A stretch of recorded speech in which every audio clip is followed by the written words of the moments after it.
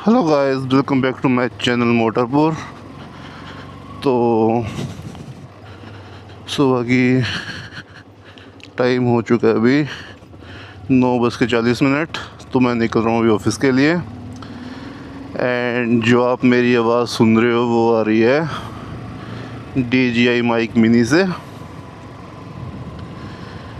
तो इसकी जो सेटिंग है गेन की वो मैंने रखी हुई है -4 एंड जो नॉइस रिडक्शन है वो मैंने लो पे रखी हुई है। तो जो मैंने अनबॉक्सिंग वीडियो डाली थी तो उसके बाद जो वो अभी मैं सीधा रिव्यू जो है वो मोटर ब्लॉग पे इसका करूँगा। तो इस ब्लॉग में जो मेरी ऑडियो क्वालिटी है वो आपको पता चल जाएगी।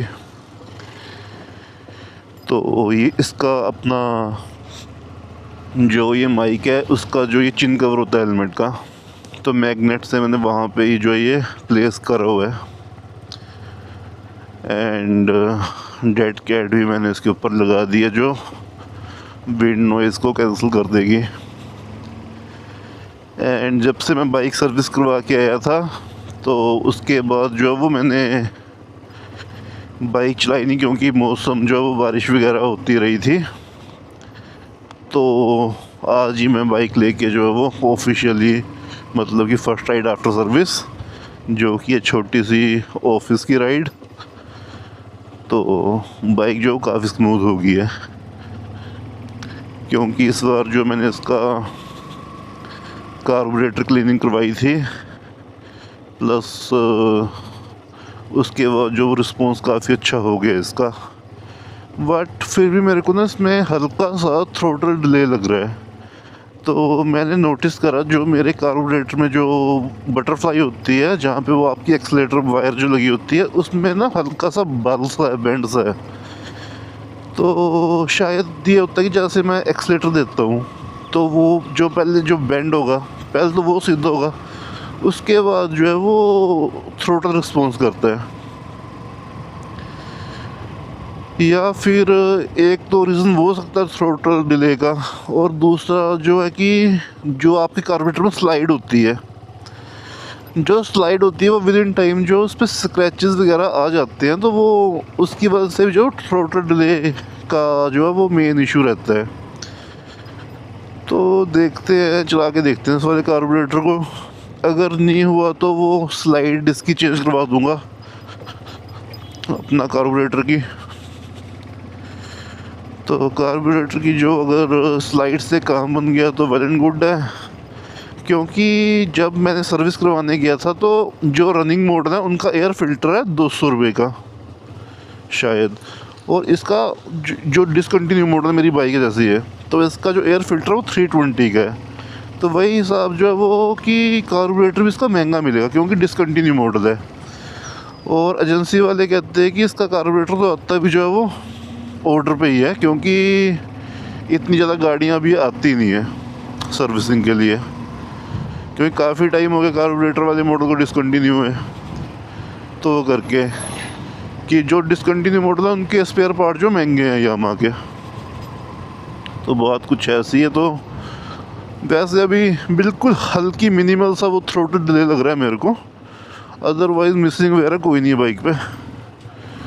तो देखेंगे, अभी तो नहीं कुछ करवाऊँगा, बट अगर ये दिक्कत बढ़ी तो वही है कि एक बार इसका कार्बोरेटर की स्लाइड चेंज करवा दूँगा। मेरे जो एक मनी माजरा यहाँ पे चंडीगढ़ में सुभाष मैकेनिक नाम से हैं, तो उनसे मेरी बात हुई थी फ़ोन पे। तो वो कह रहे थे कि स्लाइड जो वो आती है इसकी अलग, तो स्लाइड चेंज करवा के देख लेंगे एक बार, क्योंकि स्लाइड पे ही वो स्लाइड का इशू होता है मेन, ये ना। प्लस एक वो भी है, एक्सीलेटर वायर का भी है, तो एक बार पहले उसको भी चेक करवा लेंगे। एंड मुझे नहीं पता कि विंड नॉइज़ अभी कैसी आ रही होगी इस पर, वो तो जब मैं प्लेबैक करूँगा वीडियो को तभी पता चल जाएगा कि मेरी ऑडियो क्वालिटी कैसी है। अभी हेलमेट का वाइज़र ओपन है, अभी मैं हेलमेट के वाइज़र को बंद करता हूँ। अब हेलमेट का वाइज़र बंद हो चुका है, तो अब देखते हैं मेरी आवाज़ कैसी आ रही है। एंड एक बार मुझे यामाहा में XSR देखने भी जाना, उसकी टेस्ट ड्राइव भी लेनी है। तो अगर मैं जब कभी भी यामाहा शोरूम गया और XSR की टेस्ट राइड करी तो उसका भी एक ब्लॉग जो मैं शूट कर लूँगा, क्योंकि बाइक वो मुझे पसंद है, सब कुछ ठीक है, बस उसका ना एक है कि उसकी सीट की जो लंबाई है वो थोड़ी कम लगती है। तो एक बार वो एक्चुअल में जाके बैठ के ही पता लगेगा कि एक्चुअल स्पेस कैसा है उस बाइक में।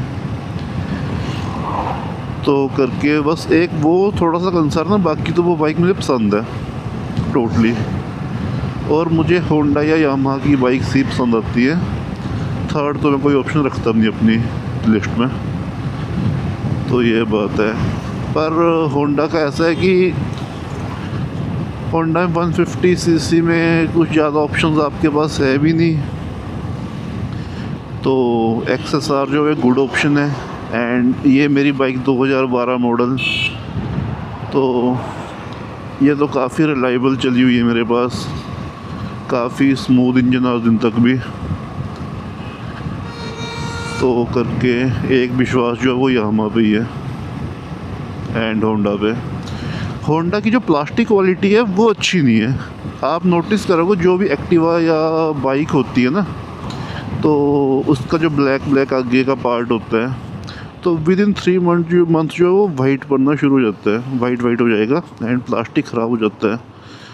तो होंडा को अपनी प्लास्टिक क्वालिटी पे वर्क करने की बड़ी ज़रूरत है। एंड मेरी ये बाइक देखिए, इसका प्लास्टिक क्वालिटी कितनी अच्छी है, कोई वाइट नहीं पड़ा हुआ है।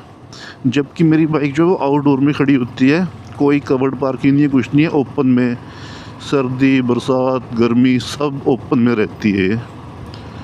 तो इसकी प्लास्टिक क्वालिटी काफ़ी अच्छी है, पर होंडा की प्लास्टिक क्वालिटी बड़ी ज़्यादा बेकार है। एंड जब वो एक्टिवा का प्लास्टिक ब्लैक से वाइट हो जाता है ना, वहाँ बुरी लगती है वो। क्योंकि एक्टिवा भी मैंने काफ़ी टाइम अपने पास रखी हुई है। एक मेरे पास 2002 मॉडल एक्टिवा होती थी, जो शुरू में जब एक्टिवा लॉन्च हुई थी इंडिया में, वो तब का मॉडल था। एंड उसके बाद जो वो 125 जब लॉन्च हुई थी 2014 में, तो जहाँ मैं रहता था पालमपुर, तो वहाँ की वो फर्स्ट एक्टिवा 125 थी। तो उस टाइम में वो मतलब कि न्यू लॉन्च गाड़ी कहते हैं कि ले लेनी चाहिए, तो वही सीन था, मैंने ले ली थी। पर उस स्कूटी में जो वो स्टार्टिंग की दिक्कत बड़ी ज़्यादा थी, सुबह स्टार्ट नहीं होती थी वो ईज़िली, काफ़ी ज़्यादा किक वगैरह मार के चौक लगा के तब जाके वो स्टार्ट होती थी। तो शायद वो 18-19 हज़ार किलोमीटर लाई थी। उसके बाद जो है वो एक्सचेंज में मैं शाइन 125 ले आया था 2017 में। 14 में ली थी एक्टिवा एंड 2017 में वो रिप्लेस कर दी थी मैंने शाइन एसपी के साथ। तो जो शाइन एसपी है नो डाउट बाइक बड़ी अच्छी है, पर उसका ही वही सीन है कि बाइक का रंग तो सही है, ओके है, बट जो प्लास्टिक पार्ट है वो बिल्कुल वाइट हो रखा हुआ है। तो उससे ऐसा लगता है बाइक पता नहीं कितनी की पुरानी है। एंड ये बाइक उससे कितनी पुरानी है, 2012 मॉडल, और इसका प्लास्टिक की क्वालिटी देखो, बहुत प्यारी क्वालिटी है। एंड धुंध आज भी पड़ी हुई है, बट सूरज देव भी जो निकलने वाले हैं, रोशनी आनी शुरू हो चुकी है। और ये देखिए बस वाले को एकदम स्पीड में कट, मुंह के आगे कट मारते हैं। इनका कोई मतलब नहीं होता बच्चों की सेफ्टी से। वो तो पेरेंट्स को चाहिए कि स्कूल स्टाफ से बात करके जो है वो ड्राइवर के साथ एक मीटिंग की जाए कि भाई रैश ड्राइविंग मत किया करो।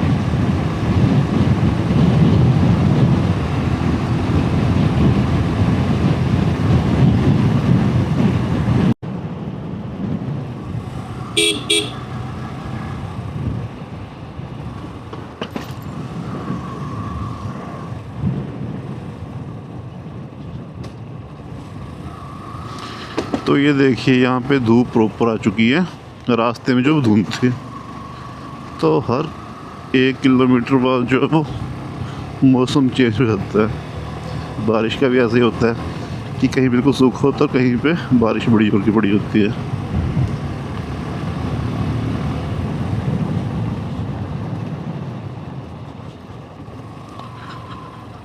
तो मैं अब अपने ऑफिस पहुंचने वाला हूँ विदिन 1 मिनट। हमारी प्रो सिक्योरिटी, नाम प्रो पर वैसे प्रो नहीं है, सांप नहीं पकड़े जाते उनसे।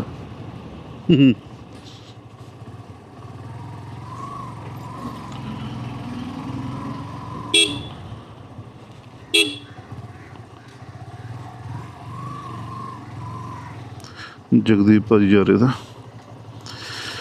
तो गाइस पहुंच चुके ऑफिस एंड बाइक को करते हैं पार्क।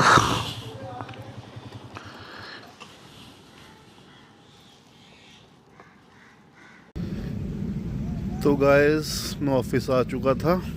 तो इससे पहले जो आपने मेरा मोटो व्लॉग देखा, तो ये DJI माइक मिनी की साउंड क्वालिटी कैसी लगी है तो आप मुझे बता सकते हो।